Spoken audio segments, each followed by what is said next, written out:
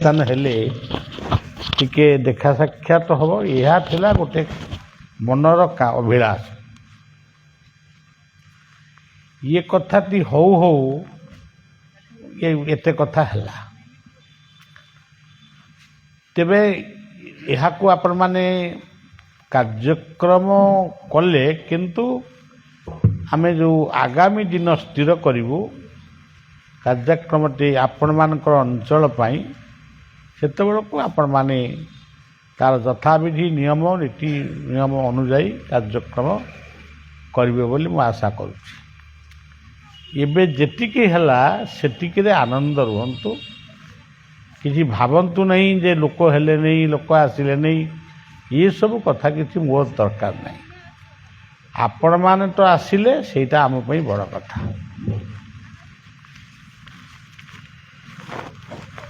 ଏଇ ଯେଉଁ ସ୍ଥାନରେ ଆଜି କାର୍ଯ୍ୟକ୍ରମଟି ହେଉଛି, ଏଇଠିକି ବୋଧେ ମୁଁ ଥରେ ଆସିଥିଲି, ମାନେ ପ୍ରୋଗ୍ରାମ ପାଇଁ ନୁହଁ, ଏ ଜାଗାଟାକୁ ଦେଖିବା ପାଇଁ ମୋତେ କିଏ ଆଣିଥିଲେ, ବାଦଲବାବୁ ଆଣିଥିଲେ। ତେଣୁ ଆଜି ତାଙ୍କରି ସ୍ଥାନରେ କାର୍ଯ୍ୟକ୍ରମଟି ହେଉଛି, ଶ୍ରୀଯୁକ୍ତ ବାଦଲ କୁମାର ସେନାପତି ମହୋଦୟ। ତେଣୁ ତାଙ୍କର ଗୋଟେ ସଦେଶା ଥିଲା, ଏଠି ଗୋଟେ ସତ୍ସଙ୍ଗ କରିବା ପାଇଁ ତାଙ୍କର ବହୁତ ଦିନରୁ ଆକାଂକ୍ଷା ଥିଲା। ଏମନ ଭାବୁଥାଇ ଯାହା କାଳେ ପ୍ରାପତ ହୁଏ ତାହା। ତେଣୁ ସେଇ ସମୟଟା ଆସି ଏତେ ଶୀଘ୍ର ଟିକେ ବିଳମ୍ବ ହେଲେ ବି ସେ ସମୟଟି ଆଜି ଉପଗତ ହେଇଛି। ତେଣୁ ମୁଁ ତାଙ୍କର ପରିବାରକୁ ଏବଂ ଏଇ ଗ୍ରାମଟି ହେଉଛି ଜଗନ୍ନାଥପୁର ଗ୍ରାମ। ଏ ଜଗନ୍ନାଥପୁର ଗ୍ରାମରେ ଜଗନ୍ନାଥଙ୍କ କଥା ଆଲୋଚନା, ସେଇଥିରେ ବି ଆମ କଥା ସରିଯିବ। ତେବେ ଜଗନ୍ନାଥପୁର ଗ୍ରାମର ଜଗନ୍ନାଥଙ୍କୁ ତ ପ୍ରଣାମ ତ ଆମେ ସବୁଦିନ ଜଣାଉଛୁ, ସେ ଆମର ବିଶ୍ୱବନ୍ଦ ଇଷ୍ଟଦେବ। ପୁଣି ତାଙ୍କରି ନାମ ଅନୁସାରେ ଏଠି ଗୋଟେ ଗ୍ରାମ ଗଢ଼ି ଉଠିଛି ଜଗନ୍ନାଥପୁର। ଜଗନ୍ନାଥପୁର ଗ୍ରାମର ପ୍ରତ୍ୟେକ ଅଧିବାସୀମାନଙ୍କୁ ବଳିଆ ଶୁଭେଚ୍ଛା ଜଣାଉଛି। ଜଗନ୍ନାଥଙ୍କ ରୂପରେ ମୁଁ ଜଗନ୍ନାଥଙ୍କୁ ପ୍ରଣାମ ଜଣାଉଛି। ସମସ୍ତଙ୍କର ସୁସ୍ଥ ଓ ଶାନ୍ତିମୟ ଜୀବନ ପାଇଁ ପ୍ରାର୍ଥନା କରୁଛି। ଗତକାଲି ଆମର ପ୍ରୋଗ୍ରାମଟି ଏଇଠି ସେମିତି ଆମେ ଆଜି ଯେମିତି ଏଠି ଗୋଟେ କାର୍ଯ୍ୟକ୍ରମ ହଠାତ୍ ସ୍ଥିର ହେଲା, ସେଠି ମଧ୍ୟ ସେମିତି ଗୋଟେ ହଠାତ୍ ସ୍ଥିର ହଉ ହଉ ଶୀତ ସନ୍ଧ୍ୟାରେ ଟିକେ ବିଳମ୍ବ ଘଟିଲା ଏବଂ ଆମେ କାର୍ଯ୍ୟକ୍ରମଟି ସେଠି ଯଦିଓ ନହେଲା, ଆମେ ଯେଉଁଠି ରହିଥିଲୁ ସେଠି ସୁନ୍ଦର ଭାବରେ କାର୍ଯ୍ୟକ୍ରମଟି ହେଲା। ଯେଉଁ କଥା ତାକୁ ଷ୍ଟେଜରେ କହିଥାନ୍ତି ସେ କଥାଟା ସେଇଠି କହିଲି ଆଉ। ତେଣୁ ରବୀନ୍ଦ୍ର କୁମାର ପ୍ରଧାନ ତାଙ୍କର ତତ୍ତ୍ୱାବଧାନରେ ଭକ୍ତମାନଙ୍କର ଅନୁମୋଦିତରେ ସେ କାର୍ଯ୍ୟକ୍ରମଟି ସେଠି କରିଥିଲେ, ଆଉ ଗୋଟିଏ ବର୍ଷ ମଧ୍ୟ କରିଥିଲେ। ତେବେ ଏଠି ଆମର ପୁରୁଣା ଲୋକ ଅଛନ୍ତି, ଶ୍ରୀହରି ପାତ୍ର। ଇଏ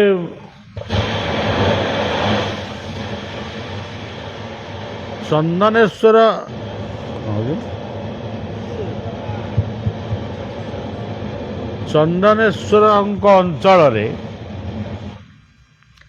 ଯେବେଠାରୁ ପ୍ରୋଗ୍ରାମ ହେଇଛି, ଅନନ୍ତ ବାବୁ ଆଉ ଶଙ୍କର ବାବୁ, ଶ୍ରୀହରି ବାବୁ, ସୁରେନ୍ଦ୍ର ବାବୁ, ଇଏ ତିନି ଜଣଙ୍କୁ ଆମେ 3-4 ଜଣଙ୍କୁ ଭଲ ଭାବରେ ଜାଣିଛୁ। ଏଇମାନେ ଲୋକମାନଙ୍କୁ ମାନେ ବୁଝେଇ ସୁଝେଇ ଖାଲି ଛୋଟିଆ କାର୍ଯ୍ୟକ୍ରମ କରିନାହାନ୍ତି, ବହୁତ ବଡ଼ କାର୍ଯ୍ୟକ୍ରମ ହେଇଛି। ଅନନ୍ତ ପାତ୍ର ଅନନ୍ତ ପାତ୍ରର ଅନନ୍ତ ପାତ୍ର କିଏ ଲେଖିଛି? ଅନନ୍ତ ଦାସ, ଶ୍ରୀକାନ୍ତ ପ୍ରଧାନ, ଶ୍ରୀହରି ପାତ୍ର, ଗୁଣାଧର ଗିରି, ସୁରେନ୍ଦ୍ର ଗିରି, କମଳଲୋଚନ ପାଲ, ଏଇମାନଙ୍କ ଦ୍ୱାରା ଚନ୍ଦନେଶ୍ୱରଙ୍କ ଅଞ୍ଚଳରେ ବହୁ ମାନେ ବିଶାଳ କାର୍ଯ୍ୟକ୍ରମ ହେଇଛି। 3 ଦିନ 5 ଦିନ ମୁଁ କହିଛି। ହଁ, ବାଦଲ ବାବୁ ତ ପୂର୍ବ ଥର ଥିଲେ, କହିଲି ବାଦଲ ବାବୁ କରିଥିଲେ। ପୂର୍ବଥର ଯେଉଁ ବାଦଲ ବାବୁ ପ୍ରୋଗ୍ରାମଟି ହେଇଥିଲା, ବାଦଲ ବାବୁ ସମସ୍ତ ଦାୟିତ୍ୱ ବହନ କରିଥିଲେ। ତେଣୁ ସେତେବେଳୁ ତାଙ୍କର ଇଚ୍ଛା ଥିଲା ଏଠି କାର୍ଯ୍ୟକ୍ରମଟି କରିବା ପାଇଁ। ତେଣୁ ସେ କାର୍ଯ୍ୟକ୍ରମଟା ଆଜି ପୂର୍ଣ୍ଣ ହେଲା। ତେବେ ଆଉ ଆମର ଗୋବିନ୍ଦପୁରର ପିଲାମାନେ ଆନନ୍ଦ, ଦୀପକ, କମଳ ଏମାନେ ମଧ୍ୟ ସେଇ ଚନ୍ଦନେଶ୍ୱରଙ୍କ ପ୍ରୋଗ୍ରାମରୁ ସେମାନେ କାଣିଚାଏ କଥା ନେଇ ସେଠି ଗୋଟିଏ ଛୋଟ ସଂଘ ଗଢ଼ୁ ଗଢ଼ୁ ସିଏ ଗୋଟେ ବହୁତ ମାନେ ବେଶୀ ବଡ଼ ହଉ କି କମ୍ ହଉ ଗୋଟେ ସଂଘ ଗଢ଼ି ଉଠିଛି। ହନୁମାନଙ୍କ ମନ୍ଦିର ବି ହେବ। ତେଣୁ ମୁଁ ଆଉ 3 ଦିନ 5 ଦିନ ସମୟ ଦେଇପାରୁନି, କାରଣ ଟିକେ କାର୍ଯ୍ୟକ୍ରମ ଗୁଡ଼ାକ ବହୁତ ବଢ଼ିଗଲାଣି। ତାପରେ ଆମର ମଧ୍ୟ 10 ବର୍ଷ ପୂର୍ବେ ଯେମିତି ଥିଲୁ, ବର୍ତ୍ତମାନ କ'ଣ ସେମିତି ଆଉ ଅଛୁ? ତେଣୁ ମୁଁ ଆସିବି ଗୋଟିଏ ଦିନ 1 ଘଣ୍ଟା, ସେତିକି ବି ଯଥେଷ୍ଟ। ତେଣୁ ନିଶ୍ଚିତ ଭାବରେ ବୈଶାଖ ଜ୍ୟେଷ୍ଠ ମାସ ଭିତରେ ଆମେ ଏଇ ଅଞ୍ଚଳକୁ ପ୍ରୋଗ୍ରାମ କରିବୁ। ତା ପୂର୍ବରୁ ଗୋପାଳ ଭାଇ ଯିଏ ଅଛନ୍ତି ସିଏ ତାଙ୍କୁ ନେଇକରି ଆସି ତାକୁ ସବୁ କାର୍ଯ୍ୟକ୍ରମ ସ୍ଥିର କରିବେ। ତାପରେ ଆମେ କାର୍ଯ୍ୟକ୍ରମ କରିବା। ହଉ, ବର୍ତ୍ତମାନ ସେଇ ଚନ୍ଦନେଶ୍ୱରଙ୍କର ଉଦ୍ଦେଶ୍ୟରେ ଆମେ ଆଉ ଟିକେ ନାମ କରିବା। ଚନ୍ଦନେଶ୍ୱର ସୁନ୍ଦରମ, ଚନ୍ଦନେଶ୍ୱର ସୁନ୍ଦରମ, ଚନ୍ଦନେଶ୍ୱର ସୁନ୍ଦରମ,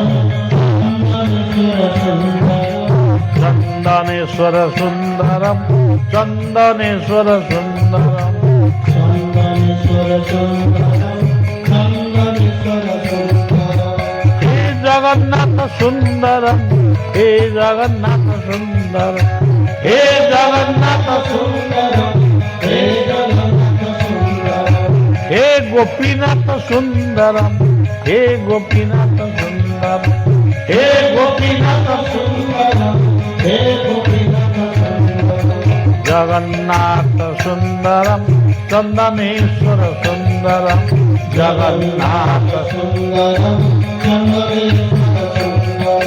जगन्नाथ सुंदरम, चंदनेश्वर सुंदरम, जगन्नाथ सुंदरम, जगन्नाथ सुंदरम, चंदनेश्वर सुंदरम, जगन्नाथ सुंदरम, जगन्नाथ सुंदरम, चंदनेश्वर सुंदरम, जगन्नाथ सुंदरम, चंदनेश्वर सुंदरम, जगन्नाथ सुंदरम, चंदनेश्वर सुंदरम, चंदनेश्वर सुंदरम, जगन्नाथ सुंदरम, चंदनेश्वर सुंदरम, जगन्नाथ सुंदरम, जगन्नाथ सुंदरम, चंदनेश्वर गोपीनाथ सुंदरम, जगन्नाथ सुंदरम, गोपीनाथ सुंदरम, जगन्नाथ चंदनेश्वर सुंदरम, चंदनेश्वर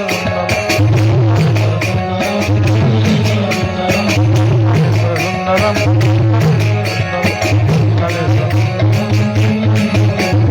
जगन्नाथ सुंदरम, जगन्नाथ जगन्नाथ सुंदरम, जगन्नाथ सुंदरम, जगन्नाथ सुंदरम, जगन्नाथ सुंदरम।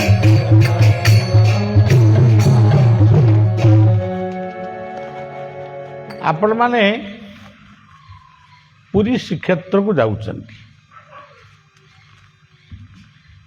ଯଦି ଆପଣଙ୍କୁ କେହି ପଚାରେ କୁଆଡ଼କୁ ବାବୁ ଯାଉଛ,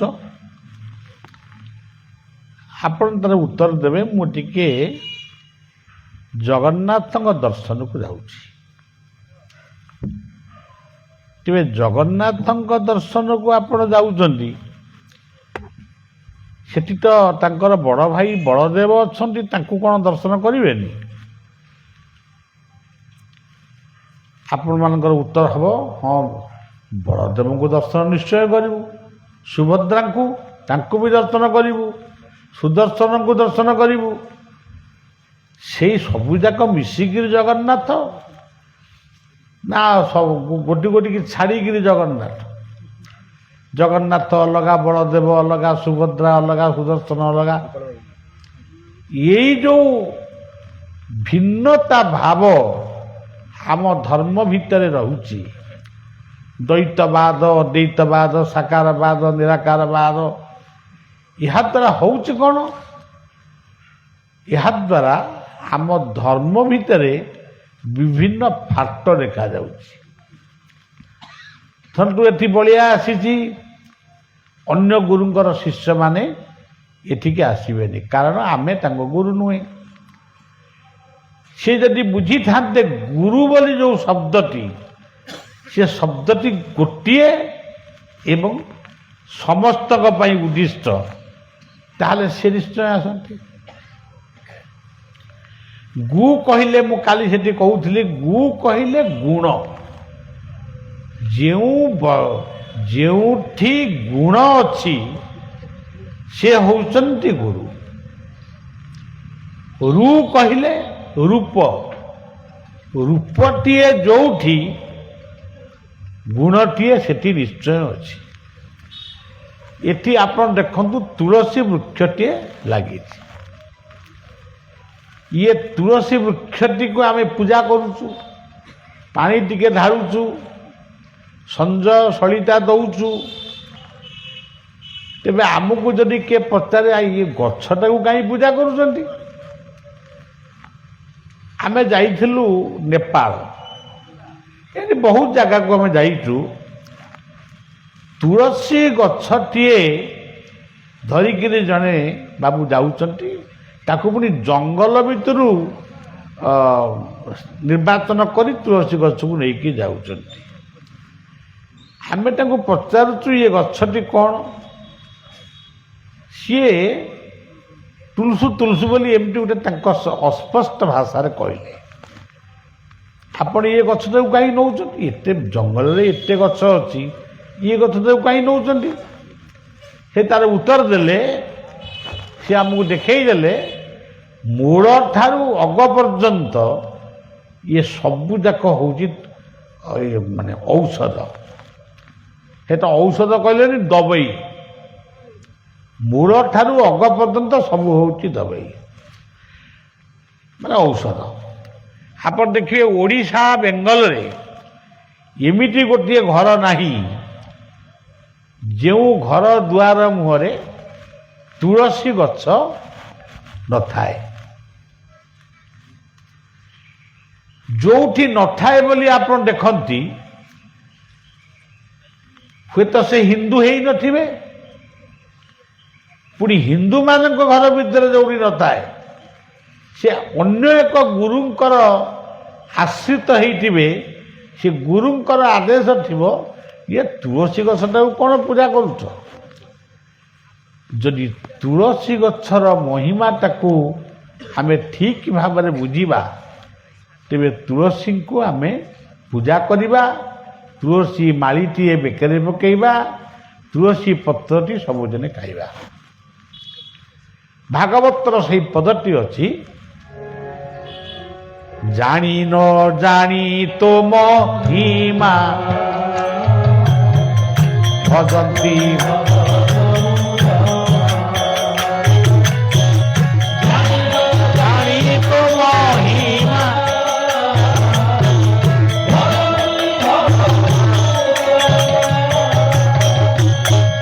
জানি ন জানি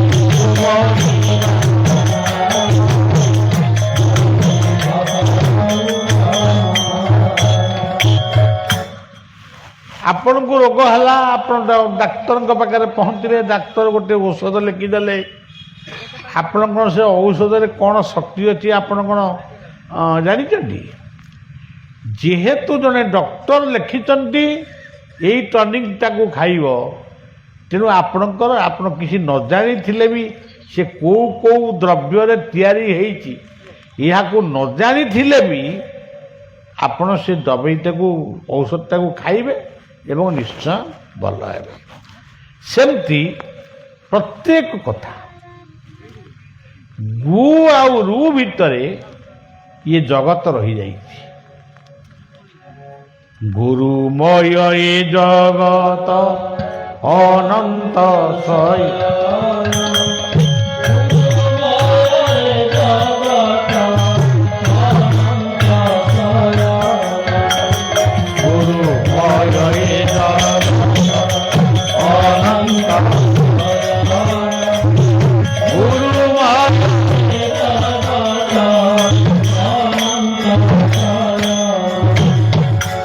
ଏମିତି କୌଣସି ଗୋଟିଏ ଦ୍ରବ୍ୟ ନାହିଁ ଆପଣ କେବେ ଅଳିଆ ଆବର୍ଜନା, ସେ ବି ଗୋଟେ ଦ୍ରବ୍ୟ। ଆପଣ ସେଇ ବାଟରେ ଗଲାବେଳକୁ ନାକରେ ନୁଗା ଦେଇକି ଯାଆନ୍ତି, କିନ୍ତୁ ସେଇ ଅଳିଆ ଆବର୍ଜନା ଭିତରୁ ସାର ପ୍ରସ୍ତୁତ ହୁଏ, ଖତ ପ୍ରସ୍ତୁତ ହୁଏ, ବିଲରେ ପକାଯାଏ, ବିଲରେ ଧାନ ଫସଲ ଭଲ ହୁଏ। ତେଣୁ ଗୁରୁମୟ ଏ ଜଗତ ଅନନ୍ତ ଶୟନମ୍, ଅନନ୍ତ ନାମେ ଅନ୍ତ ନାହିଁ।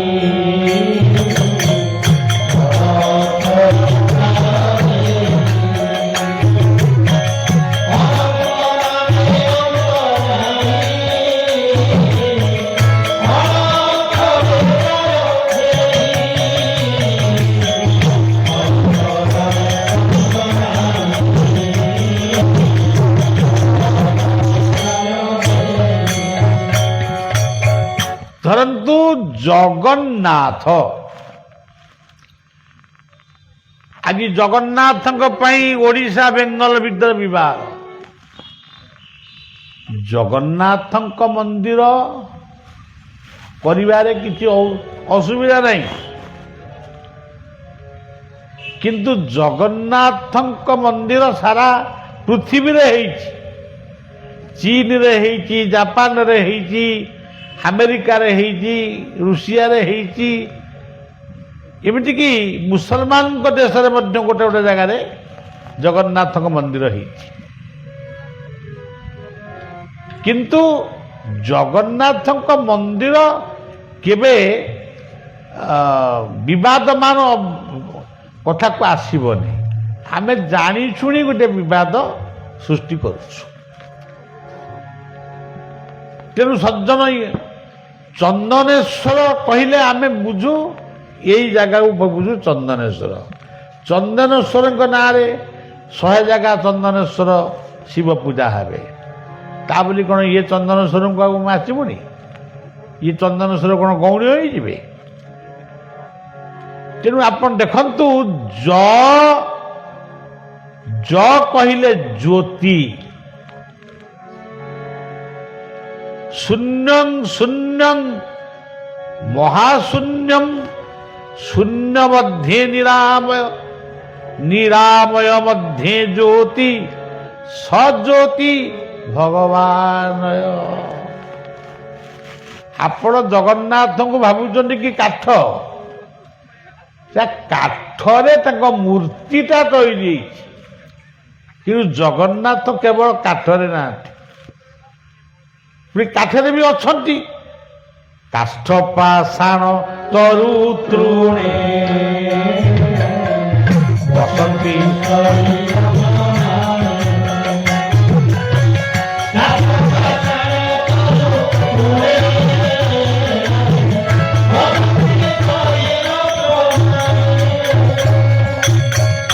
ଧରନ୍ତୁ ଜଗନ୍ନାଥ କାଠରେ ତିଆରି ହେଲେ, ଚନ୍ଦନେଶ୍ୱର ପାଷାଣରେ ତିଆରି ହେଲେ, ପଥରରେ, କାଷ୍ଠ ପାଷାଣ। ତରୁ କହିଲେ ଅଶ୍ୱସ୍ଥ ବୃକ୍ଷ, ବଟ ବୃକ୍ଷ, ବୃକ୍ଷମାନଙ୍କ ମଧ୍ୟରେ ଅଛି। ଗୀତାରେ କହୁଛନ୍ତି, ଭାଗବତରେ କହୁଛନ୍ତି ତୃଣ, ଦୁବରେ ଅଛି, ବରକୋଳି ପତ୍ରରେ ଅଛି, ତୁଳସୀ ଗଛରେ ଅଛି। ତେଣୁ କାଷ୍ଠ ପାଷାଣ ତରୁ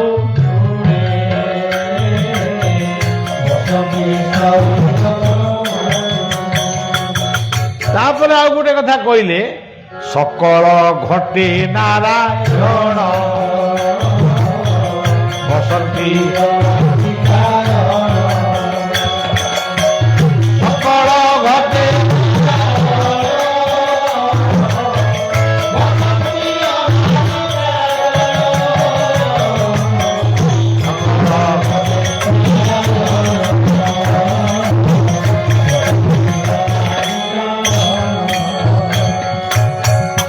ଭଗବାନ ନୃସିଂହ ଆବିର୍ଭାବ ହେଲେ ପ୍ରହ୍ଲାଦଙ୍କ ଭକ୍ତିରେ।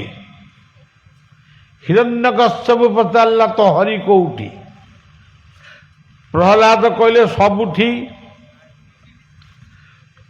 ତୁମ ଭିତରେ, ମୋ ଭିତରେ, ସବୁ ଭିତରେ ଅଛନ୍ତି। ହିରଣ୍ୟକଶ୍ୟପ କହିଲା ଏଇ ସ୍ତମ୍ଭ ଭିତରେ ଅଛନ୍ତି, ଏ ପଥର ଯୋଉ ଖୁମ୍ବ, ସେ ଖୁମ୍ବ ଭିତରେ ଅଛନ୍ତି। ମୂଳଟି ଅଟଇ ବିଶ୍ୱାସ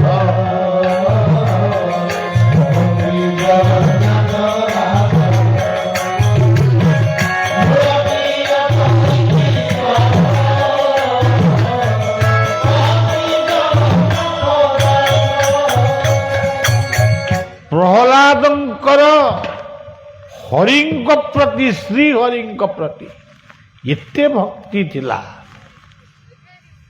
ସିଏ ସାଙ୍ଗେ ସାଙ୍ଗେ କହିଦେଲା ହଁ ଏ ସ୍ତମ୍ଭ ଭିତରେ ବି ହରି ଅଛନ୍ତି। ହିରଣ୍ୟକଶ୍ୟପ ଯେତେବେଳେ ସେ ସ୍ତମ୍ଭକୁ ମାନେ ଭାଙ୍ଗିଦେଲେ, ତା ଭିତରୁ କିଏ ବାହାରିଲେ?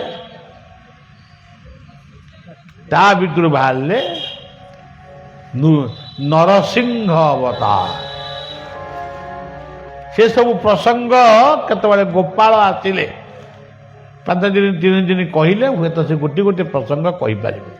ଆମେ ଘଣ୍ଟାଏ 1.5 ଘଣ୍ଟା ଭିତରେ ସେ ସମୁଦ୍ର ଭିତରେ ପଶିବା ସମ୍ଭବ ନୁହେଁ। ତେବେ ଏଠି ଆପଣ ପୂଜା କରୁଛନ୍ତି ଚ କହିଲେ ଚନ୍ଦନ ବନ। ଚନ୍ଦନ ବନରେ ହିରଣ୍ୟକଶ୍ୟପ ରାଜୁତି କରୁଥିଲା। ପ୍ରହ୍ଲାଦଙ୍କ ପାଇଁ ସେଇ ଚନ୍ଦନ ବନରେ ନରସିଂହ ଆବିର୍ଭାବ ହେଲେ। ଆଜି ସେଇ ଚନ୍ଦନ ବନର ପାହାଡ଼କୁ କୁହାଯାଉଛି ସୀମାଞ୍ଚଳମ୍। ଓଡ଼ିଶାର ଶେଷ, ଆନ୍ଧ୍ରର ଆରମ୍ଭର ସ୍ଥାନ ହେଉଛି ସୀମାଞ୍ଚଳମ୍। ଇଏ ହେଉଛି ଚ।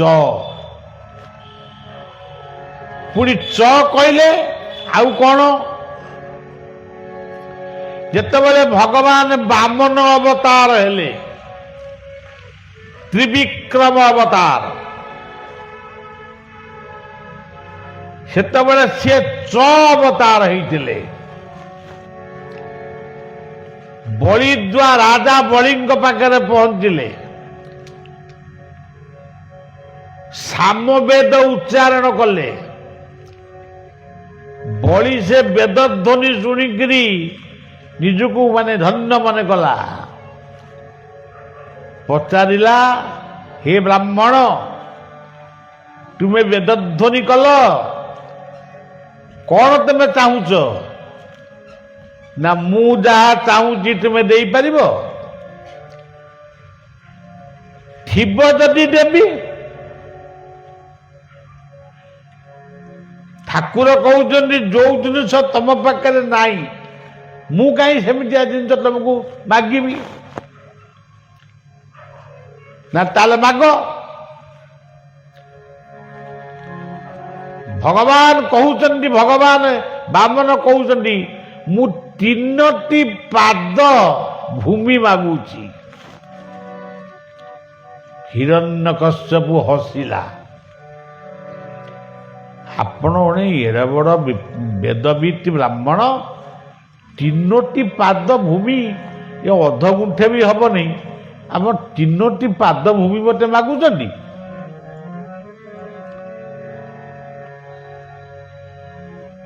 ତାପରେ ହିରଣ୍ୟକଶ୍ୟପ କହିଲା ତୁ 3 ପାଦ ମାଗୁଛନ୍ତି, ଆପଣଙ୍କ ତ 2ଟି ପାଦ, ପୁଣି ଆଉ ଗୋଟିଏ ପାଦ କୋଉଠି ଅଛି?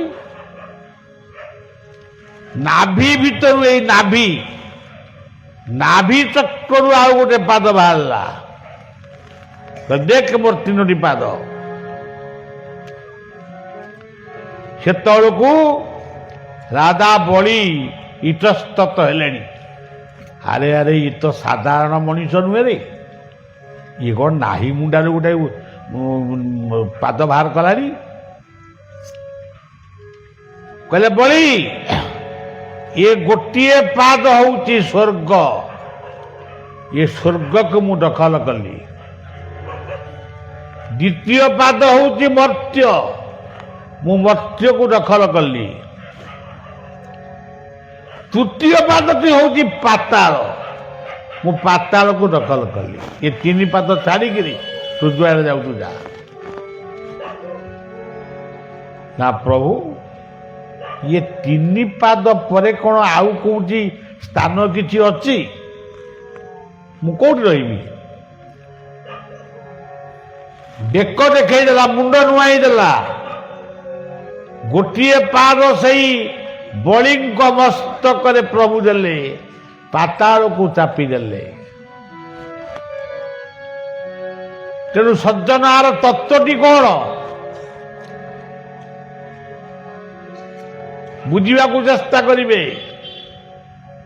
ଯାହାର ସ୍ୱର୍ଗ ବାଞ୍ଛା ନାହିଁ, ନରକେ ପଡ଼ିବ ବା କାହିଁ? ଯିଏ ଜୀବନରେ ଚାହେଁ କେବଳ ମୁଁ ଆନନ୍ଦକୁ ଭୋଗ, କହିବ ଭୂର୍ ଭୁବ ସ୍ୱ। ଭୂ 1 ପାଦ, ଭୁବ 2 ପାଦ, ସ୍ୱ 3 ପାଦ। ଆପଣ ନିଜକୁ ଆଗ ଦେଖନ୍ତୁ। ଭୂ କହିଲେ ମସ୍ତକରୁ କଣ୍ଠ ପର୍ଯ୍ୟନ୍ତ, କଣ୍ଠରୁ କଟି ପର୍ଯ୍ୟନ୍ତ, କଟିରୁ ପାଦ ପର୍ଯ୍ୟନ୍ତ ଭୂ ଭୁବ ସ୍ୱ। ଇଏ 3 ପାଦକୁ ଯିଏ ସମର୍ପଣ କରିପାରିଛି ଗୁରୁଙ୍କ ପାଦରେ, ପ୍ରଭୁଙ୍କ ପାଦରେ, ତାର ଜୀବନଟା ଧନ୍ୟ ହେଇଯାଇଛି। ଭାଗବତ କହୁଛନ୍ତି, ମୋତେ ସମର୍ପି ସୁତମିତ ସେ ନୁହେଁ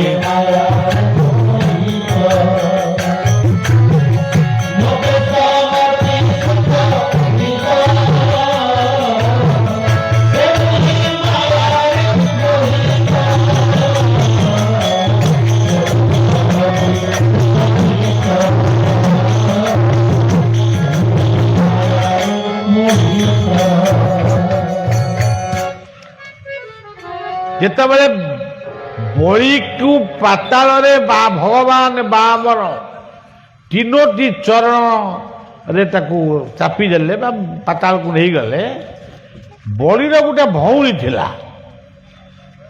ତା ନାଁ ହେଉଛି ହୋଲିକା। ସିଏ ଯେତେବେଳେ, ଏଠି କୃଷ୍ଣଙ୍କ ଫଟୋଟି ଅଛି, ତାଙ୍କ କଥା ନ କହିଲେ ହବନି। ସିଏ ଯେତେବେଳେ କୃଷ୍ଣଙ୍କର ଏଇ ସ୍ୱରୂପଟାକୁ ଦେଖିଦେଇଛି, ବାମନଙ୍କ ସ୍ୱରୂପଟାକୁ, କୃଷ୍ଣ ତ ବାମନଙ୍କ ରୂପରେ ଆସିଥିଲେ, ବାମନଙ୍କ ରୂପଟା ଯେତେବେଳେ ଦେଖିଦେଇଛନ୍ତି, ବାମନ କେତେବେଳେ ଠାକୁର ହୁଅନ୍ତି ତାକୁ ଟିକେ ଟିକେ କହିଦେଲେ ହବ। ଭାଗବତର ଗୋପଲୀଳା ହେଉଛି ବାମନ ଲୀଳା। ଭାଗବତର ଗୋପଲୀଳା। ଜଗନ୍ନାଥ ଯେତେବେଳେ ରଥ ଉପରେ ବସନ୍ତି, ସିଏ ହେଉଛନ୍ତି ବାମନ। ରଥେତୁ ବାମନ ଦୃଷ୍ଟ୍ୱା ପୁନର୍ଜନ୍ମ ନ ବିଦ୍ୟତେ। ଆଉ ବାମନ କିଏ? ବାୟୁ, ପବନ ଆଉ ମନକୁ ଯେ ଏକତ୍ର କରି ଯୋଗ ଧ୍ୟାନ କରନ୍ତି, ସେମାନେ ହେଉଛନ୍ତି ବାମନ। ଆଉ ବାମନ କିଏ? ଯେଉଁ ଲୋକ ପାଖରେ ଅର୍ଥ ଅଛି, ପ୍ରତିଷ୍ଠା ଅଛି, ପଦବୀ ଅଛି, କିନ୍ତୁ ସେ ନିଜକୁ ବାମନ ବୋଲି ଭାବୁଛି। ସେ ନିଜକୁ ଭାବୁଛି ମୁଁ ଜଣେ ସାଧାରଣ ଲୋକ, ସିଏ ହେଉଛନ୍ତି ବାମନ। ଯେଉଁ ମନରେ ଗର୍ବ ଅଛି, ଅହଙ୍କାର ଅଛି, ଦାମ୍ଭିକତା ଅଛି, ଦମ୍ଭୋ ଦର୍ପ ବିମାନସ୍ୟ କ୍ରୋଧ ପାରୁଷ୍ୟମେବ ଅଜ୍ଞାନଂ କୃତାବିଜାତସ୍ୟ ପାର୍ଥ ସମ୍ପଦମାସୁରେ, ସେଠି ଭଗବାନ ନାହାନ୍ତି। ତେଣୁ ସଜ୍ଜନ, ଏଠି ଚ କଥା ହେଲା ଚରଣ। ଇଏ ହୋଲିକା ଏ ରୂପକୁ ଦେଖିକିରି କହିଲା, ଆରେ କେଡ଼େ ସୁନ୍ଦର ରୂପଟା। କିନ୍ତୁ ଯେତେବେଳେ ଭାଇ ଯେତେବେଳେ ତାଙ୍କ ପାଦ ତଳେ ଚପା ହେଲେ, ସେତେବେଳେ ଇଟା ରାଗିଲା। ଆଉ ରାଗିକିରି କହିଲା, ଆଚ୍ଛା ତୁ ମୋ ଭାଇକୁ ମାରିଛୁ ନାହିଁ, ମୁଁ ଯଦି ପରଜନ୍ମରେ ଜନ୍ମ ହେବି ତତେ ବି ଏମିତି ତଣ୍ଟି ଚିପିକିରି ମାରିବି। ବାମନ ହସି ହସି କହିଲେ, ତଥାସ୍ତୁ।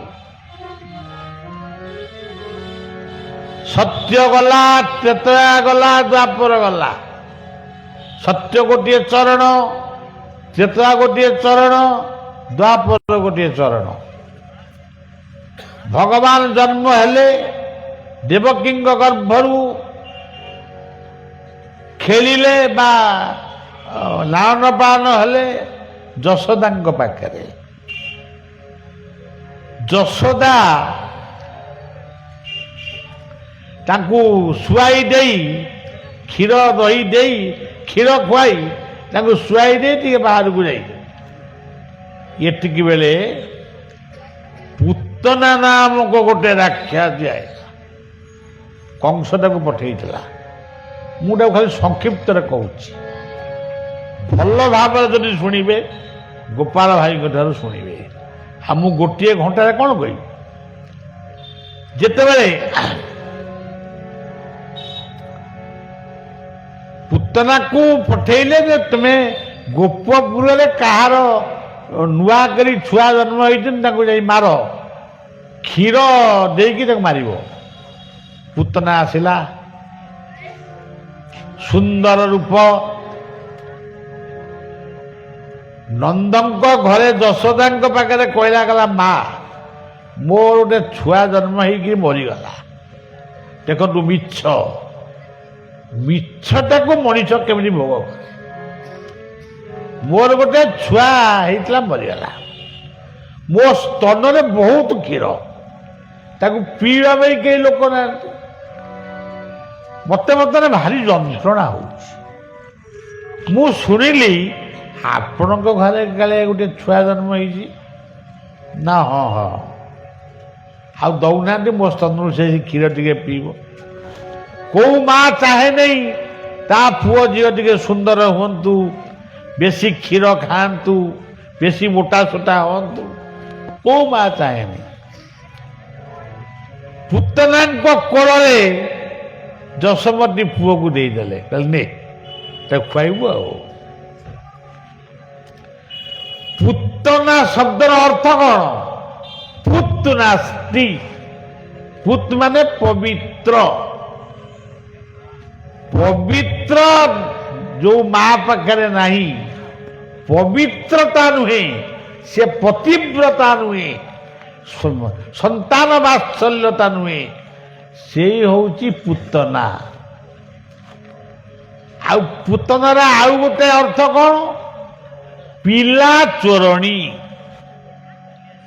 ଯେଉଁ ନାରୀ ପିଲାମାନଙ୍କୁ ଚୋରି କରେ ସେ ହଉଛି ପୁତନା। ତେଣୁ ଇଏ ବର୍ତ୍ତମାନ ଆଇଛି କଂସ ପ୍ରେରିତ ଗୋଟେ ପୁତନା ଆଇଛି। ଯେତେବେଳେ ପୁତନା ଆଜି ପହଞ୍ଚିଲା, ପୁତନାକୁ ଦେଇଦେଲେ ଯଶୋମତୀ କୃଷ୍ଣକୁ। କୃଷ୍ଣ ଟିକେ ହସିଦେଲେ, କହିଲେ ତୁ ତୁ ସେ ସତ୍ୟ ଯୁଗରେ ଥିଲୁ ହୋଲିକା, ତୁ ମତେ କହିଥିଲୁ ମୋରି ଭଳିଆ ଗୋଟେ ପୁଅ, କ'ଣ ସେମିତି ବୁଲଉଛୁ? ତେଣୁ ମୋରି ଭଳିଆ ଗୋଟେ ପୁଅ ତୁ ପାଇବା ପାଇଁ ଯେମିତି ତୋ ଭାଇ ମରିଗଲା ସେଠୁ କହିଲୁ ମୁଁ ଯଦି ତୋ ଭଳିଆ ପୁଅ ଟିକେ ମୁଁ ପାଇବି ତୋ ତଣ୍ଟି ଯିବି ମାରିବି ମତେ ମାରିବୁ।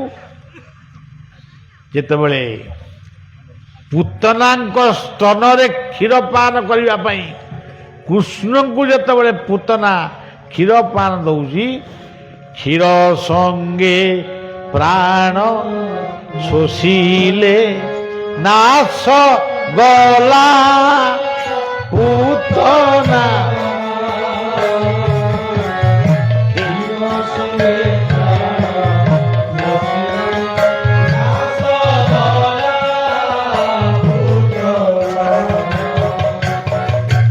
କ୍ଷୀର ସଙ୍ଗେ ପ୍ରାଣ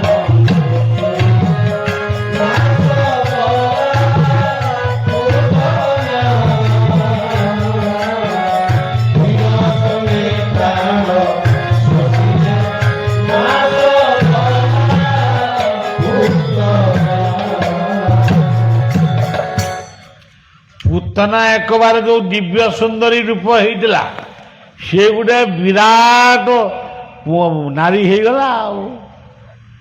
ତା ହାତ ଗୁଡାକ ସବୁ ଗଛ ଡାଳ ଭଳିଆ ଆଉ। ତା ମୁଣ୍ଡଟା ଗୋଟେ ବିରାଟ ମୁଣ୍ଡ। ସିଏ ମରିକିରି ପଡ଼ିଛି, କୃଷ୍ଣ ତା ଉପରେ ଖେଳୁଛ। ଦେଖନ୍ତୁ ଚିର ପ୍ରୟୋନିଧି ବୃକ୍ଷ ନିବାସ ହାସ କଟାକ୍ଷ ଶ୍ୟାମଳ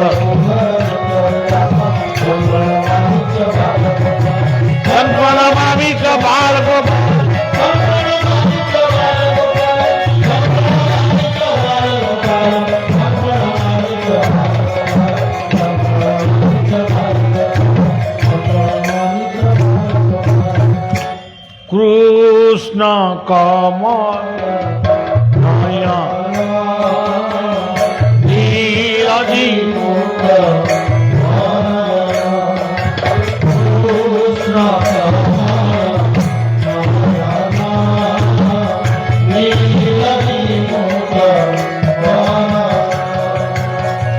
ভালে গোড় চলা সোহে ভালে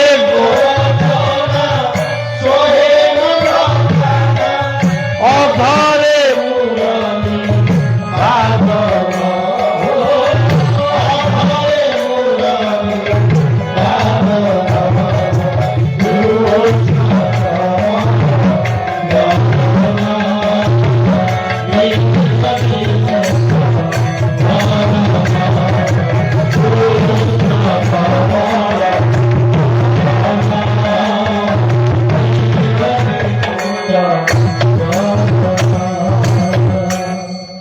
ତେଣୁ ସଜ୍ଜନ ଚରେ ଚରଣ। ଉଦ୍ଧବ କଣ କହିଲେ? ଉଦ୍ଧବ କହିଲେ ପ୍ରଭୁ ସକଳ ତୀର୍ଥ ତୋ ଚରଣ ପତ୍ରିକା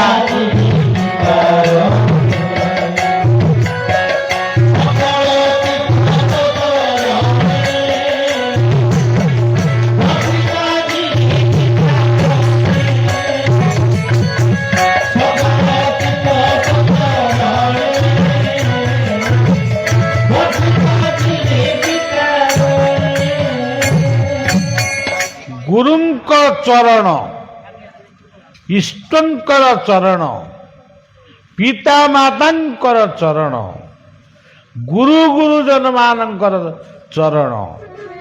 ଚରଣ ଶବ୍ଦର ଅର୍ଥ କେବଳ ପାଦ ନୁହେଁ, ଚରଣ କହିଲେ ପଦ ମାନେ ପକ୍ତି। ନମୋଇ ନୃସିଂହ ଚରଣ ଅନାଦି लीला विधुत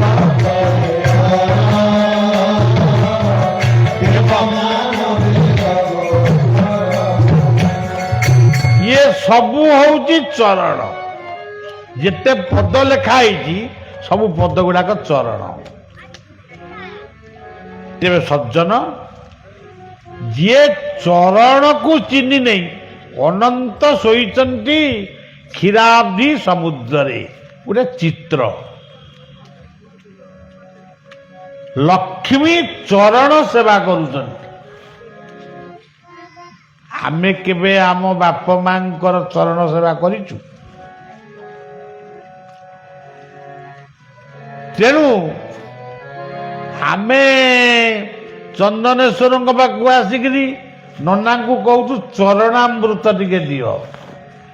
ସେଠି ଆମେ ଚରଣାମୃତ ପାନ କରିବା ପାଇଁ ଇଚ୍ଛା କରୁଛୁ, କିନ୍ତୁ ଘରେ ଯେଉଁ ଚରଣ ଗୁଡ଼ିକ ଅଛି, ଗୁରୁଜନଙ୍କର ଚରଣକୁ ନମସ୍କାର କର, ପିତାମାତାଙ୍କର ଚରଣକୁ ନମସ୍କାର କର। ଏଇ ତୁଳସୀ ବୃକ୍ଷର ଚରଣରେ ପାଣି ଟିକେ ଦେଇ ସେ ମୂର୍ତ୍ତିକାକୁ ଟିକେ ମୁଣ୍ଡରେ ମାର, ତୁଳସୀକି ଟିକେ ପାଣି ଦେଇ ସେ ପାଣିକି ଟିକେ ପାନ କର। ଏସବୁ କଥା ଆଜି ଆମେ ଭୁଲି ଯାଉଛୁ। ତେଣୁ ସଜ୍ଜନ, କଥା ଲମ୍ବି ଯାଉଛି। ତେବେ ଇଏ ହେଲା ବାମନ ଅବତାରର କଥା। ଭଗବାନ କୃଷ୍ଣ ହେଉଛନ୍ତି ଅବତାରୀ ପୁରୁଷ। ତେଣୁ କୃଷ୍ଣଙ୍କ ଚରଣର କଥା। ଯେତେବେଳେ ଗୋପୀମାନେ କୃଷ୍ଣଙ୍କୁ ଖୋଜୁଥିଲେ, ନଈ ବାଲି ଭିତରେ ସେ ଦେଖୁଥିଲେ କୃଷ୍ଣଙ୍କର ପାଦ ଚିହ୍ନ କୋଉଠି ପଡିଛି। ଆପଣମାନେ ଶରତ ରାସ ପଢିଲେ ତାକୁ ଜାଣିବେ। ଭାଗବତର ଦଶମ ସ୍କନ୍ଧ ଗୋପଲୀଳାରେ ଏହା ସବୁ ବର୍ଣ୍ଣନା ଅଛି। ଇଏ ହଉଛି ଏ ପାଖରେ କହିବା କହିଲେ ଜ୍ୟୋତି।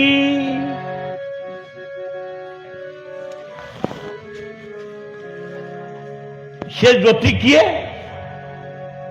ସୂର୍ଯ୍ୟ, ଚନ୍ଦ୍ରମା, ଗ୍ରହ ନକ୍ଷତ୍ର, ପୃଥିବୀ ମଧ୍ୟ ଯାହାର ଜ୍ୟୋତି ଅଛନ୍ତି ସେ ହେଉଛନ୍ତି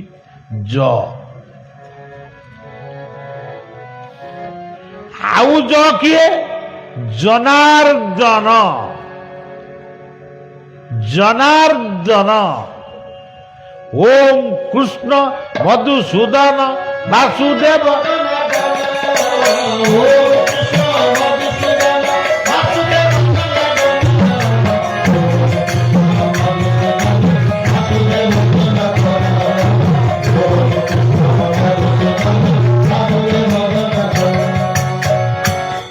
ଯିଏ ସମସ୍ତଙ୍କୁ ଖାଇବାକୁ ଦିଅନ୍ତି ସେ ହେଉଛନ୍ତି ଜନାର୍ଦ୍ଦନ। ସମସ୍ତଙ୍କୁ ଖାଇବାକୁ ଦିଏ କିଏ? ମା ଦିଏ ଛୁଆକୁ, ବାପ ଦିଏ ସେଇ ପରିବାରକୁ। ଇଏ ଗୋଟେ ପ୍ରକାର। ମାଟି ଦିଏ ଆମକୁ, ପବନ ଦିଏ ବଞ୍ଚିବାକୁ, ସମୁଦ୍ର ଦିଏ ଜଳକୁ, ଅଗ୍ନି ଦିଏ ଉତ୍ତାପ। ଇଏ ସବୁ ହେଉଛନ୍ତି ଜନାର୍ଦ୍ଦନ। ବନ୍ଧୁ ମହାନ୍ତି ଯାଜପୁରରୁ ପିଲା ଛୁଆଙ୍କୁ ନେଇ ପୁରୀ ଶ୍ରୀକ୍ଷେତ୍ରରେ ପହଞ୍ଚିଲେ। ପେଜ ନଳା ପାଖରେ ପେଜରୁ ଟିକେ ପିଇଲେ, ଶୋଇଲେ। ତାଙ୍କ ସ୍ତ୍ରୀ ପଚାରୁଛନ୍ତି, ତମର ପ୍ରାୟ କାଳେ ଏଠି କେହି ଜଣେ ବନ୍ଧୁ ଅଛନ୍ତି ନା? ହଁ, ମୋ ବନ୍ଧୁ ହଉଛି ଜଗତର ବନ୍ଧୁ, ଏକମାତ୍ର ଦୀନବନ୍ଧୁ ହଉଛନ୍ତି ସେଇ। କିନ୍ତୁ ରାତି ବହୁତ ହେଲାଣି, ସେ ଶୋଇଗଲେଣି। କାଲି ସକାଳୁ ପହୁଡ଼ ଫିଟିଲେ ବନ୍ଧୁଙ୍କୁ ଦର୍ଶନ କରିବେ।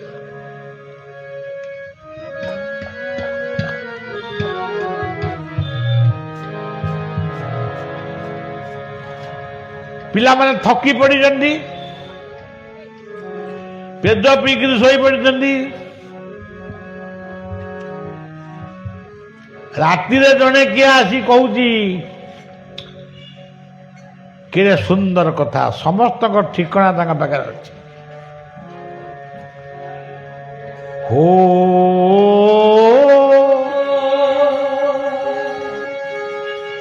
যাজপুরিয়া বন্ধু মহান্তি হো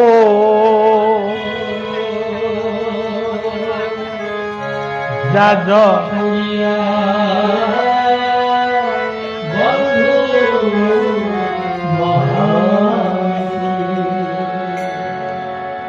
ବନ୍ଧୁ ମହାନ୍ତି ଉଠିଗଲେ, କହିଲେ କିଏ ତୁମେ? ମତେ ଡାକୁଛ? ନା ହଁ। କାହିଁକି ଡାକୁଛନ୍ତି? ନା ତମ ବନ୍ଧୁ ଏ ବଡ଼ ଦେଉଳରେ ଅଛନ୍ତି। ହଁ ସେଇଟା ତ ମୁଁ ଜାଣେ, ସେ ବଡ଼ ଦେଉଳର ବଡ଼ ଗୋସେଇ, ସିଏ ଖେଚୁଡ଼ି ଆଉ ଡାଲମା ପଠେଇଛନ୍ତି, ପୁଣି ସୁବର୍ଣ୍ଣ ଥାଳିରେ। ସୁବର୍ଣ୍ଣ ଥାଳିରେ ଆମ ଜଗନ୍ନାଥ ଆଜି ବି ଖେଚୁଡ଼ି ଖାଉଛନ୍ତି। ଜଗନ୍ନାଥଙ୍କର ସେଇ ସୁବର୍ଣ୍ଣ ଥାଳି ଖେଚୁଡ଼ି ଆଉ ଡାଲମା ଯେତେବେଳେ ପାଇଲେ, ବନ୍ଧୁ ମହାନ୍ତି କହିଲେ ଏ ଥାଳିଟା ରହିଲା, ମୁଁ କାଲି ସକାଳୁ ଆସି ନେବି। ବର୍ତ୍ତମାନ ପିଲାଙ୍କୁ ଉଠେଇକି ଖୁଆଇ ଦିଅ। ପିଲାମାନଙ୍କୁ ଉଠେଇଲା ବନ୍ଧୁ ମହାନ୍ତି, ଇରେ ପୁଅ ଝିଅ ଉଠରେ ଉଠରେ, ଇରେ ବନ୍ଧୁ ମୋ ବନ୍ଧୁ ପଠେଇଛି ଖେଚୁଡ଼ି ଡାଲମା ଖାଅ। ପେଟ ପୂରେଇ ଖାଇଲେ, ଶୋଇଗଲେ। ସକାଳୁ ବଡ଼ ଦେଉଳରେ ଥାଳି ଖୋଜା ହେଲା, ଥାଳି ଆଉ ମିଳିଲାନି। କେହି ଜଣେ କହିଲେ ଥାଳି ସେ ପେଦନଳା ପାଖରେ ଗୋଟେ ପଲେ ଲୋକ ଶୋଇଛନ୍ତି, ମାନେ କିଛି ଲୋକ, ତାଙ୍କରି ମୁଣ୍ଡ ପାଖରେ ଥାଳିଟା ଥୁଆ ହେଇଛି। ଚୋର ବୋଲି ଭାବିକିରି ଆଇଲେ, ଥାଳିକି ଧଇଲେ, ଚୋରକୁ ବି ଧଇଲେ। ସିଏ ସିନା ଚୋରକୁ ଧଇଲେ, ଇଏ ପୋଲିସ ଏଇ ବାହାରି ପଡ଼ିଲେ। ଆଉ କିଏ? ସେଇ ଯୋଉ ବଡ଼ ଦେଉଳ, ବଡ଼ ଦେଉଳେ ବଡ଼ ଗୋସାଇଁ, ବଡ଼ ଦେଉଳେ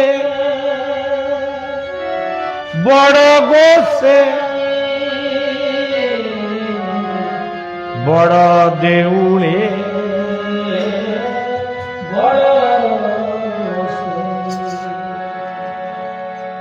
ଜଗବନ୍ଧୁ ପରି ଜଣେ ସାମନ୍ତ ନାହିଁ, ବନ୍ଧୁ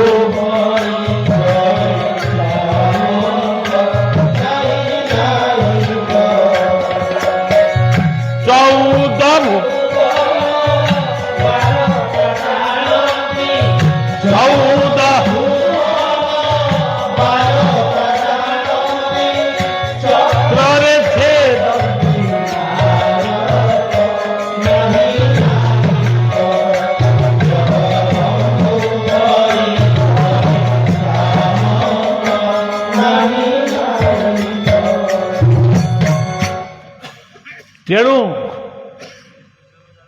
ସେ ପୋଲିସ ହେଇ ବାହାରି ପଡ଼ିଲେ। ପୋଲିସ ପୋଷାକ ପିନ୍ଧି ଗୋଟା ମୋଟା ସୋଟା ହେଇକି ବାହାରି ପଡ଼ିଲେ।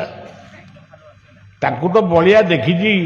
ମୁଁ ତ ଏକାଧିକ ବାର ଆଜି ଚନ୍ଦନେଶ୍ୱରଙ୍କର ପବିତ୍ର ତୀର୍ଥ ମାଟିରେ ମୋର ଭକ୍ତମାନଙ୍କ ପାଖରେ ମୁଁ ସତ୍ୟ କହୁଛି, ସାମାନ୍ୟ ମିଥ୍ୟା ନାହିଁ। ତାଙ୍କୁ ଅନେକ ଥର ମଣିଷ ରୂପରେ ଇଏ ସେବକ ବଳିଆ ଦେଖିଛି।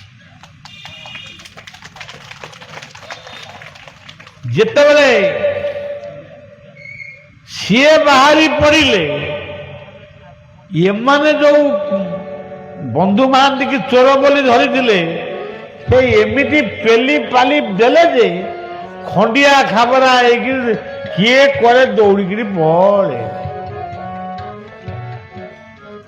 ମୋର ସିଏ ଲୋକଙ୍କୁ ଖାଇବାକୁ ଦେବନି, ଆଉ ଖାଇବାକୁ ଦେବ କିଏ?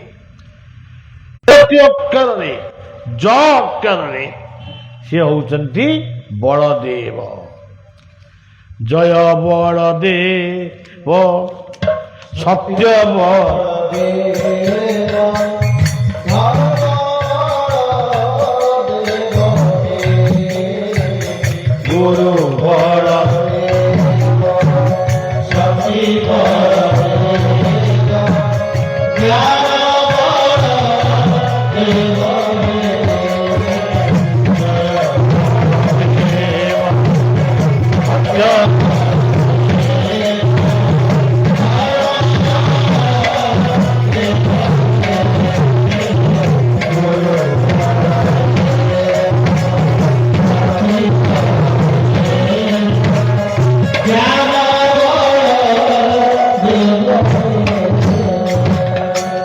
ଆଉ ଏତିକି ମନେ ରଖିଥାନ୍ତୁ, ବହୁ ବର୍ଷ ପୂର୍ବେ ବଳଦେବ ଯୋଉ ସ୍ଥାନରେ ଅଛନ୍ତି ସେଠି ଥିଲେ ଶିବ, ଶିବ ଶକ୍ତି ଥିଲେ, ଚନ୍ଦନେଶ୍ୱର ସେଇଠି ଥିଲେ। ବଳଦେବ ଶିବ, ଆଉ ବଳଦେବ ହଉଛନ୍ତି ଜନାର୍ଦ୍ଦନ। ଇଏ ଗଲା ଜ। ଗ କଣ? ଗୁରୁ ଗୋବିନ୍ଦେ ଦିଅ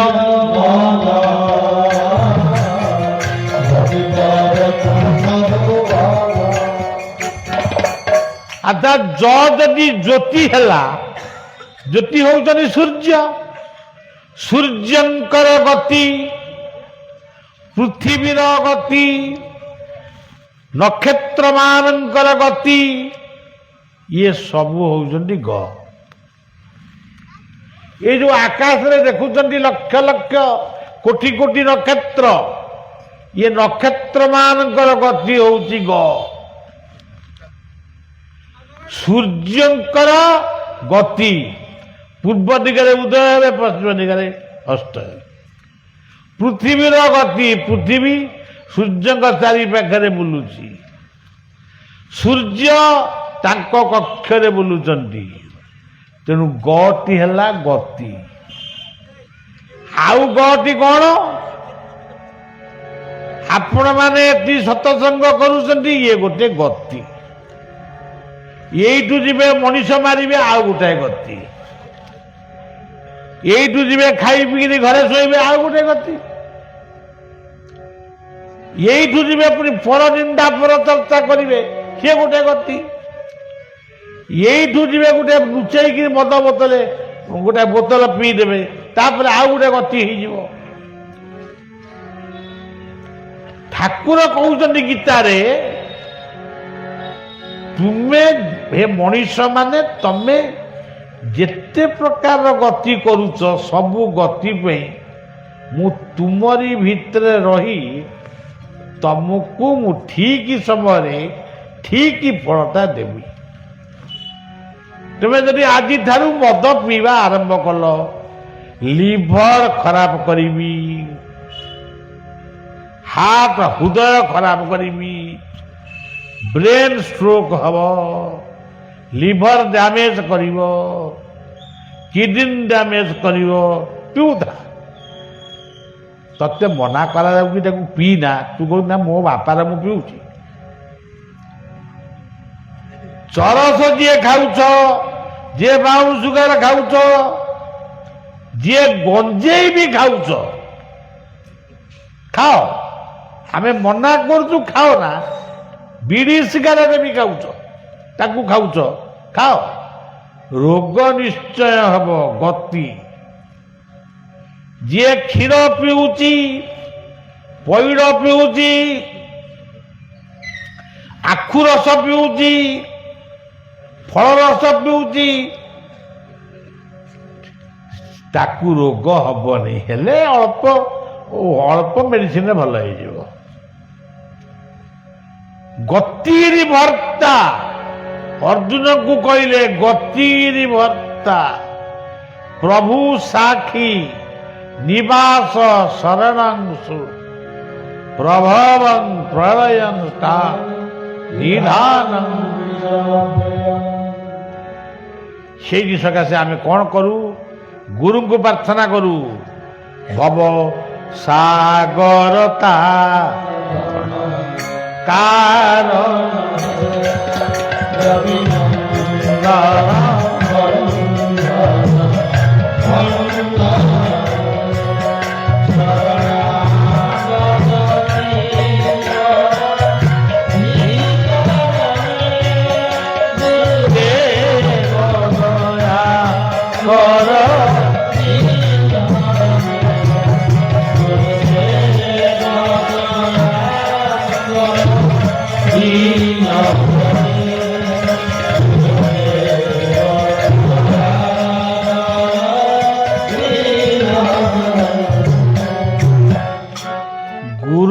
ବିନା କେହି ତୁମକୁ ଉଦ୍ଧାର କରିପାରିବେ। କାଲି କହିଥିଲେ ଆଜି ପୁଣି କୋଉ ସେ ପଦଟି, ଏ ମୋହ ଏ ଭାବ ମୋହ ମାୟା କଳପେ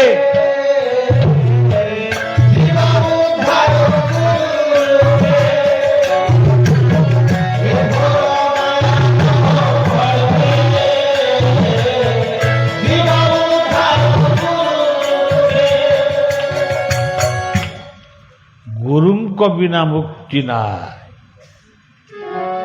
जय जय श्री गुरु प्रेम कल्पतरु अद्भुत जांक प्रकाश इह ये आ तिमिर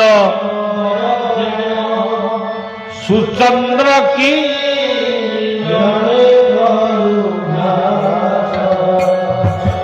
जय जय श्री गुरु प्रेम कलप जय जय श्री गुरु प्रेम कलप जय जय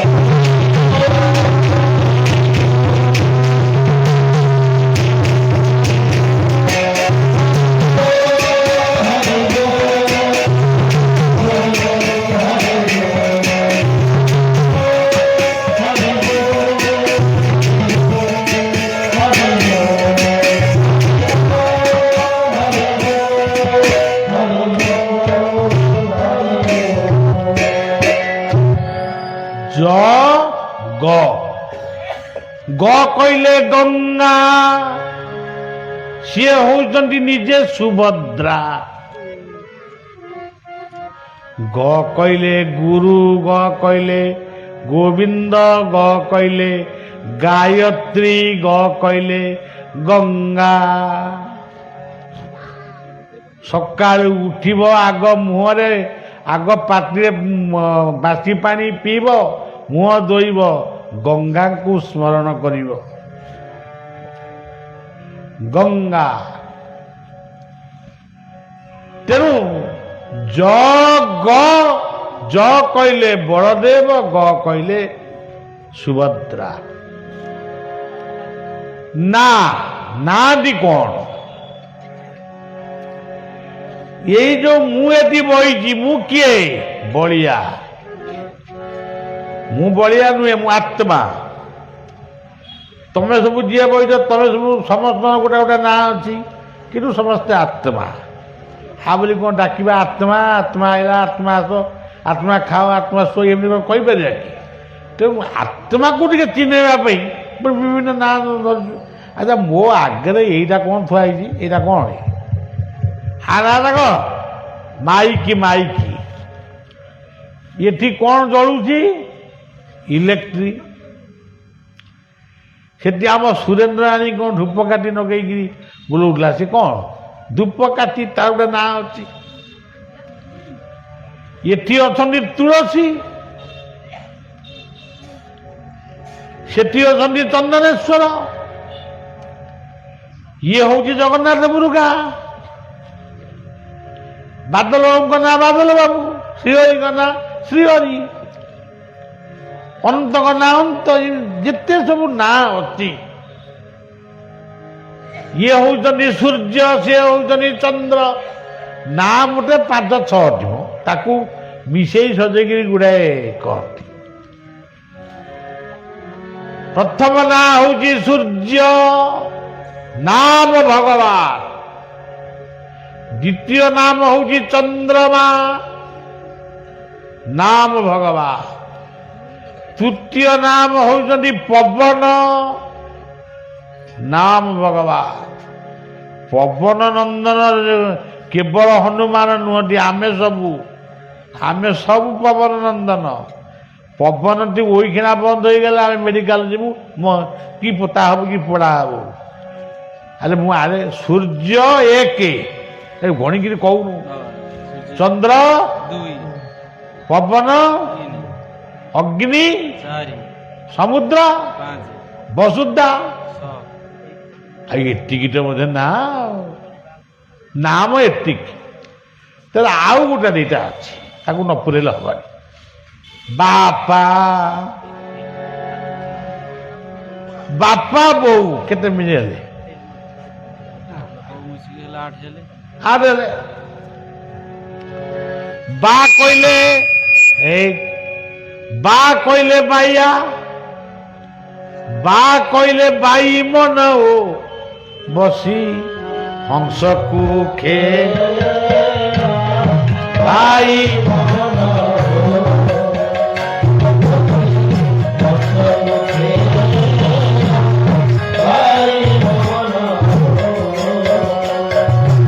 हंस उड़ी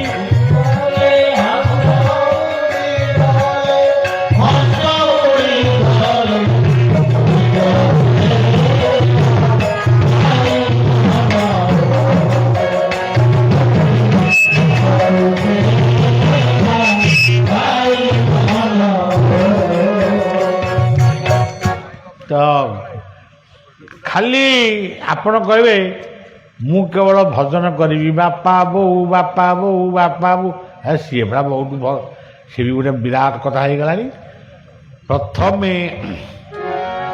प्रथम एक ब्रह्म थिला सी है ब प्रथम एक ब्रह्म थिला। अरे एमती कौन कर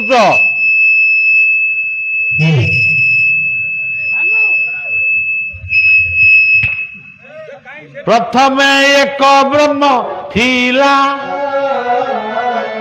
द्वितीय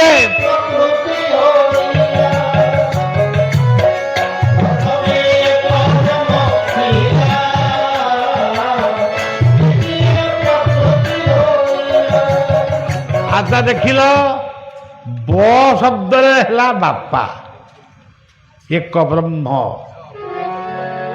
द्वितीय प्रकृति होइला प कहले प्रकृति, आ कहले आत्मा।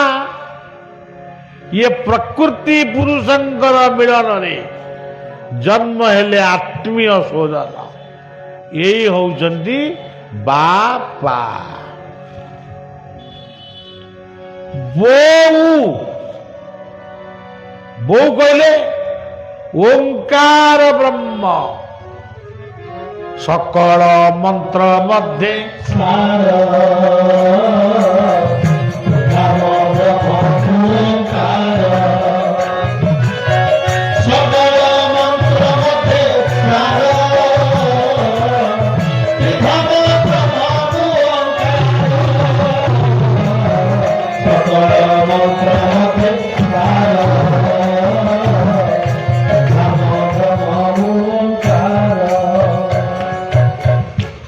आपण किसी मंत्र जानी ना खाली ओम कहले भी हो गला। अच्छा ऊ कहले जी आमको उद्धार करिवे, किए उद्धार करिवे? गुरु ही उद्धार करिवे। ये नावे गुरु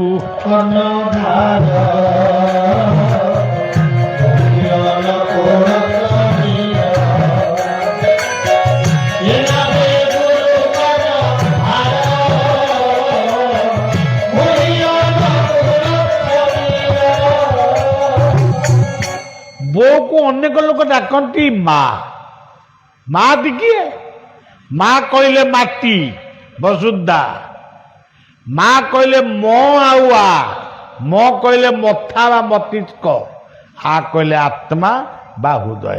ଏଇ ଦେଖନ୍ତୁ ବାପା ମା ବୋଉ ଇଏ ତିନିଟା ଯାକ ମନ୍ତ୍ରକୁ ଯୋଡ଼ିକିରି ସବୁଦିନେ ଜପ କରୁନା। ଏତେ ଜପ ସବୁ ଶିଖିଛ, ବହୁତ ଜପ କରୁଛ, ଗୁରୁ ମନ୍ତ୍ର ଜପୁଛ, ହେ ତାରିଣୀ ମା ମା ମଙ୍ଗଳା ମା ସମକ ମା ସମକ, କେବଳ ବାପା ବୋଉ ମା ବାପା ବୋଉ ମା ବାପା ବୋଉ ମା। ସମସ୍ତେ ଗୋଟାଏ ଦିନ, ଏ ଗୋଟାଏ ଦିନ ନୁହେଁ, ସବୁଦିନେ 2-3 ଥର ଅନ୍ତର ବାପା ବୋଉ ମା ବାପା ବୋଉ ମା। ବାପା ମା ମରିଗଲେଣି କେବେଠାରୁ, ତଥାପି ତମକୁ ଜପ କର। ଯଜ୍ଞ ନାଂ ଜପ ଯଜ୍ଞ। ଆମର କଥା ପଢ଼ିଛି, ପୁଣି ବାଲେଶ୍ୱର ଯିବି। ତେବେ ସଜ୍ଜନ ଜ ଗ ନା,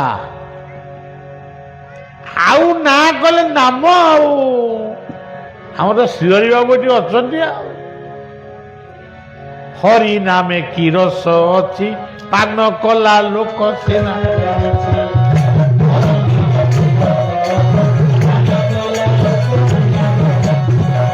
হরি নামে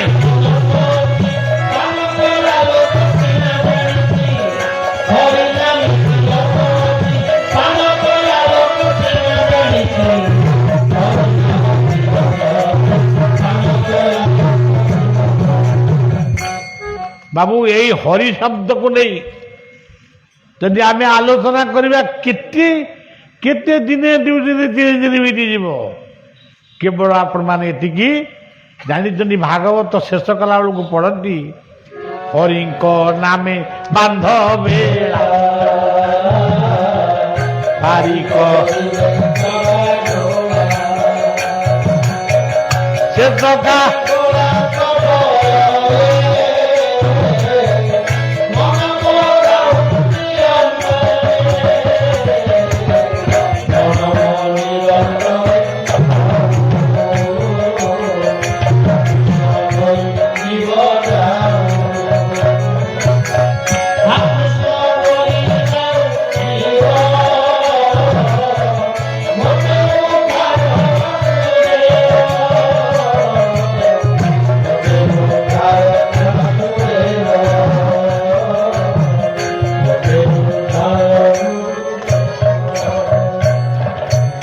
আচ্ছা জগ নারে হেলে নিজে জগন্নাথ, নারায়ণম পরং পরাং দেবা, নারায়ণম পরাঙ্ক্ষরা, নারায়ণম পরাং গতি, নারায়ণম পরাং মুক্তি।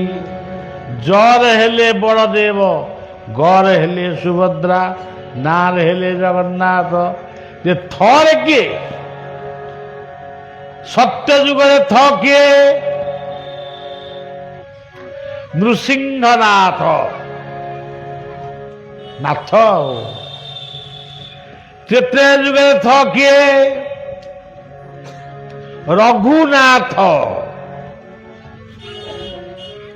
ରଘୁନାଥ। ଦ୍ୱାପର ଯୁଗରେ ନାଥ କିଏ? ଗୋପୀନାଥ। କଳି ଯୁଗରେ ନାଥ କିଏ? ଜଗନ୍ନାଥ। ଆଉ ନାଥ କିଏ? ପ୍ରାଣନାଥ, ପ୍ରାଣନାଥ। ଯୋଉ ପ୍ରାଣନାଥଙ୍କ ପାଇଁ ଆମେ ବଞ୍ଚିଛୁ, ପ୍ରାଣନାଥ ପ୍ରାଣ ଚାଲିଗଲେ ମରିବୁ।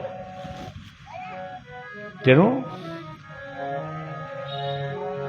ଜଗନ୍ନାଥ ବଳଦେ ସୁଭଦ୍ରା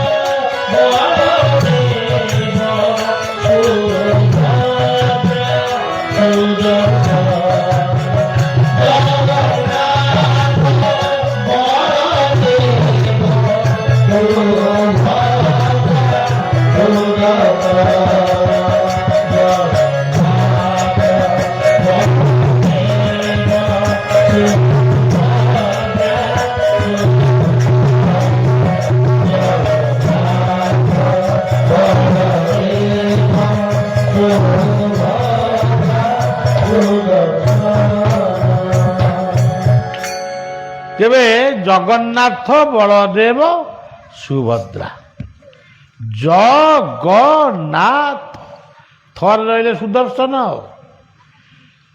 ଏ ସୁଦର୍ଶନ କିଏ? ସିଏ ହଉଛନ୍ତି ସୁଦର୍ଶନ। ଗୁରୁଙ୍କୁ ନମୋ ନିବନ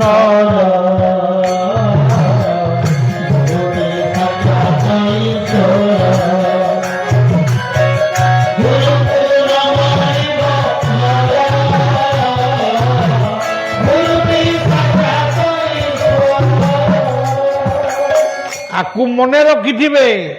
ଜଗନ୍ନାଥଙ୍କ ମନ୍ଦିରକୁ ଗଲେ ଜ କହିଲେ ବଳଦେବ, ଗ କହିଲେ ସୁଭଦ୍ରା, ନା କହିଲେ ଜଗନ୍ନାଥ, ଆଉ ଥ କହିଲେ ସୁଦର୍ଶନ। ଏତିକି ଅନ୍ତର କହିବେ। ତାପରେ ବଳଦେବଙ୍କୁ, ସୁଭଦ୍ରାଙ୍କୁ, ଜଗନ୍ନାଥଙ୍କୁ, ସୁଦର୍ଶନକୁ ସମସ୍ତଙ୍କୁ ଟିକେ ଅନେଇଦେବେ। ସମୟ ଥିଲା ବଳଦେବଙ୍କ କ୍ଷେତ୍ରରେ ବସିଥିଲେ ଚନ୍ଦନେଶ୍ୱର ଶିବ, ସୁଭଦ୍ରାଙ୍କ ସ୍ଥାନରେ ଥିଲେ ଦୁର୍ଗା, ଆଉ ଜଗନ୍ନାଥ ତ ଦିବାମନ ରୂପରେ ଥିଲେ। ଆଜି ସମୟ ବଦଳି ଯାଇଛି। ଶହ ଶହ ବର୍ଷ ପୂର୍ବର କଥାକୁ ଆଜି ଆଲୋଚନା କରି ଆପଣମାନଙ୍କୁ ବିଭ୍ରାନ୍ତ କରିବାକୁ ମୁଁ ଚାହେଁନି। କିନ୍ତୁ ଜଗନ୍ନାଥ ଶବ୍ଦକୁ ଉଚ୍ଚାରଣ କଲେ ଆପଣମାନେ ଏତିକି କଥା ଜାଣିବେ। ଏଇ ଦେଖନ୍ତୁ, ଚ କହିଲେ ଚରଣ, ସାଇରାମ କହିଲେ ଏ ସମସ୍ତେ କହିଲେ ନା ସାଇରାମ କଣ କହିବେ? ମାନସ ଭଜରେ ଗୁରୁ ଚରଣ,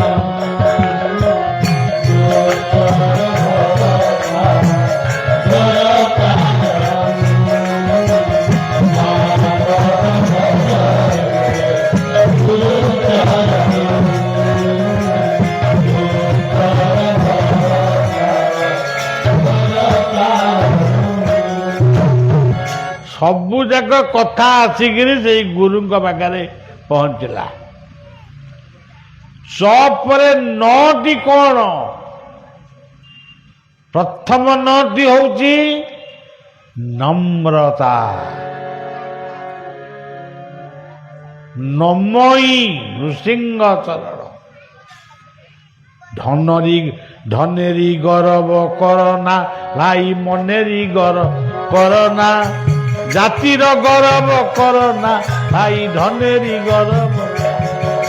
ଶ୍ରୀକୃଷ୍ଣ ଭଜନେ ସର୍ବେ ହରି, ଧନେରି ଗରବ ରାଖନା, ଶ୍ରୀକୃଷ୍ଣ ଭଜନେ ସର୍ବେ ମନେରି ଗରବ। ଇଏ ହଉଛି চ ন ন ପରେ ଆଇଲା ଦ ଦଟି କଣ ଦ କହିଲେ ଦର୍ଶନ ଜୀବନରେ କଣ ଦର୍ଶନ କରିବ ଯେ ନିତ୍ୟ ଇଷ୍ଟ ଧର୍ମ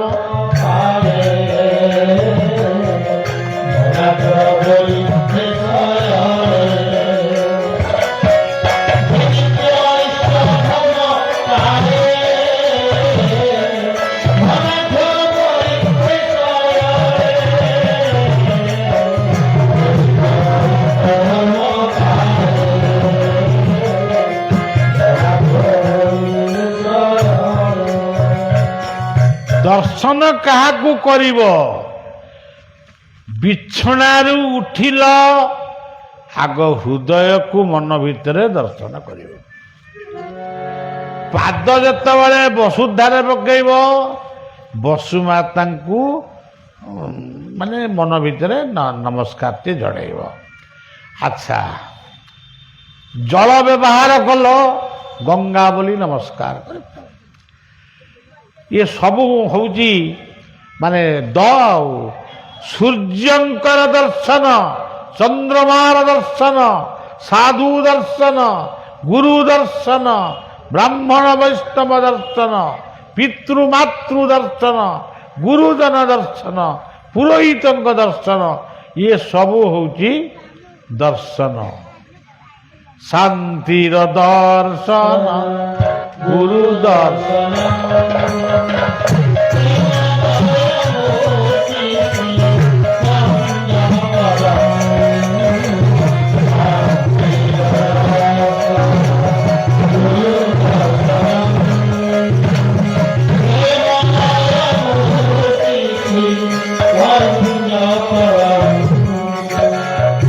ସ ନ ଦ ଦ କହିଲେ ଦର୍ଶନ। ପ୍ରଥମ ଦର୍ଶନ ହେଉଛି ହୃଦୟକୁ ଚିନ୍ତନ କରିବା, ଏଇଟାକୁ ଜମା ଛାଡ଼ିବନି।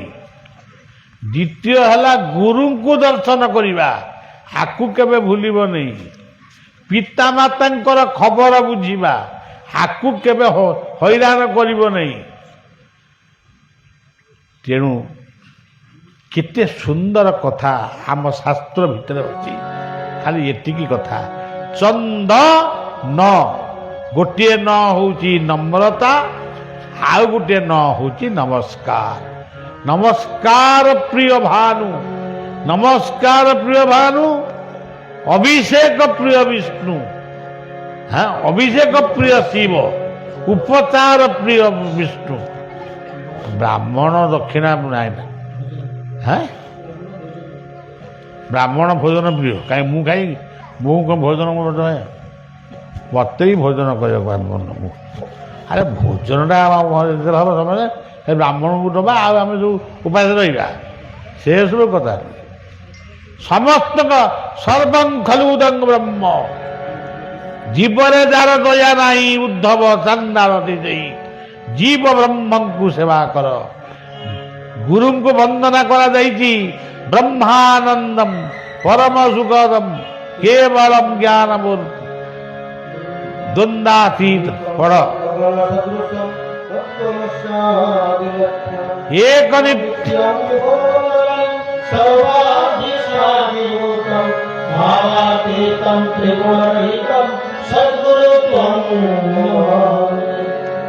ହୃଦି କନ୍ଦର ତାମ ଭାସ୍କର, ତୁମେ ବି ସୁପ୍ରଜାପତି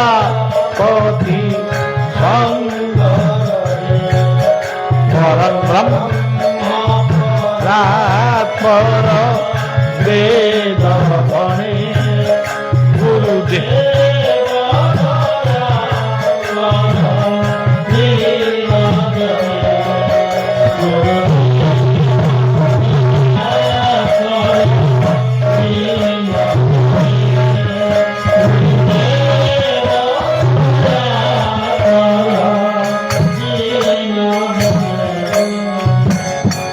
জয় সদ্গুরু ঈশ্বর প্রাপক,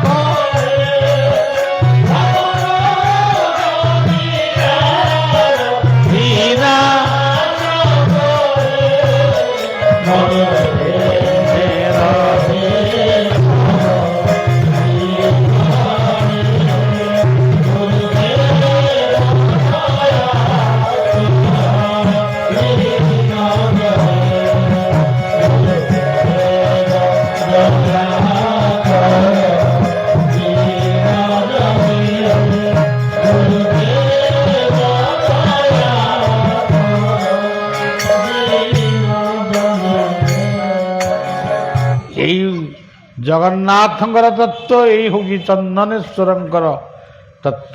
ଈଶ୍ୱର ସର୍ବଭୂତାନାଂ ହୃଦେ ସର୍ଜୁନ ତିଷ୍ଠତି। ତେଣୁ ସଜ୍ଜନ, ଗୋଟେ ଏ ଅଞ୍ଚଳରେ ଗୋଟେ ପ୍ରୋଗ୍ରାମ ହେବ ବୋଲି ମୁଁ ଭାବିନଥିଲି। ହଉ ହଉ ହେଲା, ଯାହା ହେଲା ସେ ଭଗବାନଙ୍କ ଇଚ୍ଛାରେ ହିଁ ହେଇଛି। ଯାହା ହେଇଛି ବହୁତ ଭଲ ହେଇଛି। ମୁଁ ଫେରିଯିବି।